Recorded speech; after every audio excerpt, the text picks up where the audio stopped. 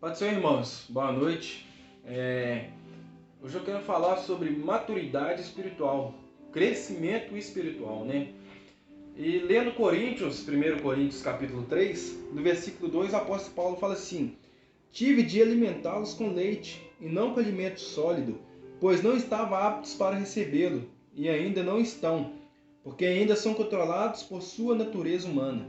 Têm ciúme uns dos outros e discutem e brigam entre si. Acaso isso não mostra que são controlados por sua natureza humana e que vivem como pessoas do mundo? Ou seja, né? No versículo anterior, o apóstolo Paulo fala que as pessoas ali de Coríntios, elas estavam sendo como criancinhas em Cristo. E para isso, como criancinhas, o apóstolo Paulo falou que teria que alimentá-los com leite e não com alimento sólido. Porque as pessoas elas estavam vivendo como na antiga natureza ainda. Eles apesar de terem aceitado Jesus, eles ainda deixavam algumas vezes serem controlados, né, pela sua natureza humana. E quando falou do leite materno aqui, e eu fiz também lembrar, quando ele falou de criancinha, eu me lembrei de quando Jesus ele fala para Nicodemos, né? Jesus fala assim: olha, ninguém pode ver o reino de Deus se não nascer de novo. Aí, né, Nicodemos fala: mas como um homem velho poderá voltar para o ventre de sua mãe e nascer de novo? Aí Jesus fala: olha, na verdade vos digo, aquele que não nascer da água e do Espírito não pode, né, entrar no reino de Deus. E quando fala nascer da água, a gente lembra, né, da pregação de João Batista, né? Em Mateus 3:11 ele fala: olha, eu vos batizo com águas para aqueles que se arrependem, mas aquele que virá, ele vos batizará com Espírito e com fogo. Ou seja, né, João Batista ele batizava as pessoas com água, aqueles que se arrependiam, João Batista ia lá e batizava eles com água, né? Mas aquele que viria batizaria com Espírito e com fogo. Então, né, o que significa o batismo nas águas? O batismo nas águas, ele simbolicamente, ele representa, né, quando a pessoa ela é imergida na água, representa que a pessoa está matando, né, o velho homem. E quando ela levanta, né, das águas, quando levanta a pessoa de novo, simbolicamente está mostrando que a pessoa nasceu como uma nova pessoa, né? E também o batismo nas águas é a declaração de nossa fé pública, que nós aceitamos a Jesus, que nós cremos em Jesus, que nós decidimos morrer para este mundo e que nós, a partir de agora, nós seremos como uma nova pessoa, um novo homem, né? Isso então representa o batismo, né? O sepultamento do velho homem e o nascimento de uma nova pessoa, de um novo homem. Então, quando a pessoa ela aceita Jesus Cristo, a Bíblia fala em Efésios 1:15, fala assim, vou até ler assim: agora vocês também ouviram a verdade, as boas novas da salvação, e quando creram em Cristo, Ele colocou sobre vocês o selo do Espírito Santo que havia prometido. Ou seja, né, quando nós aceitamos a Jesus Cristo, é colocado o selo do Espírito Santo sobre a nossa vida. Ou seja, a partir do momento que nós aceitamos a Cristo, o Espírito Santo começa a habitar em nós. E como criancinhas, quando a gente acaba de aceitar Jesus, nós devemos nos alimentar, buscar a palavra de Deus para poder crescer espiritualmente.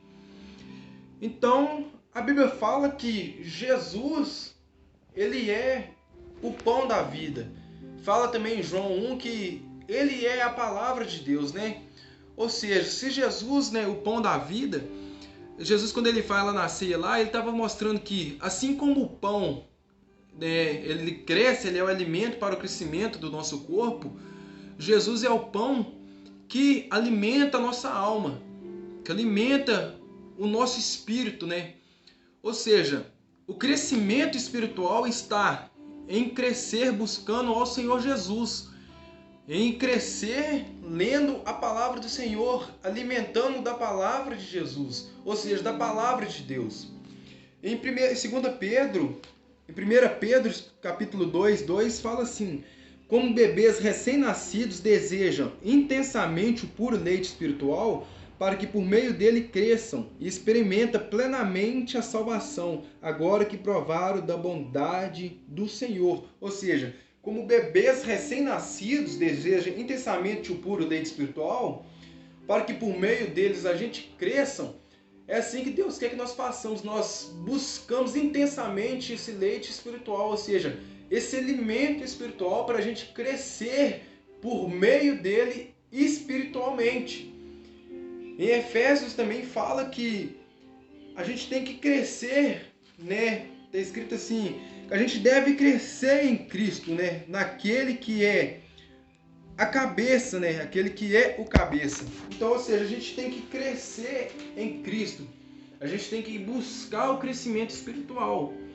Ou seja, a Bíblia fala também que bem-aventurado o homem que tem fome e sede de justiça. A partir do momento que a gente começa a ler a palavra do Senhor, nós entendemos que nós, seres humanos, nós temos uma sede de Deus. E essa sede, essa fome, ela não pode ser saciada pelas coisas deste mundo. Ela só é saciada através da palavra do Senhor. E quando nós entendemos isso, buscamos a palavra do Senhor, nós somos bem-aventurados, ou seja, bem-aventurados aquele que tem fome e sede da palavra do Senhor, aquele que tem fome e sede de buscar o conhecimento de Jesus Cristo. Então, a maturidade espiritual, a comprovação da nossa fé em Jesus, está na sua obediência, na obediência da sua palavra. Ou seja, eu e você, o que prova que você crer em Jesus, né, que eu e você crê em Jesus, é a nossa obediência à sua palavra. A nossa maturidade espiritual ela é comprovada quando nós conhecemos a palavra do Senhor e não vivemos mais como na velha natureza, mas sim como pessoas transformadas, cheias do Espírito Santo, né? E então quando a gente aceita Jesus, nós somos como criancinhas. E a partir do momento que nós vamos buscando a palavra do Senhor, que nós vamos lendo e entendendo, a gente começa a adquirir crescimento espiritual, saciando a nossa sede que nós temos de Deus, não nas coisas deste mundo, não no pecado, mas em Jesus Cristo, nós passamos a crescer espiritualmente e ter maturidade. Então, irmãos, a forma da gente adquirir maturidade espiritual, crescimento, é através da palavra do Senhor, é através do conhecimento de Jesus. Tem sim também através das provações, né? Romanos 5 fala que a provação, tendes alegrias quando passares por provações, porque a provação ela produz perseverança, e a perseverança ela produz esperança. O apóstolo Paulo fala várias palavras.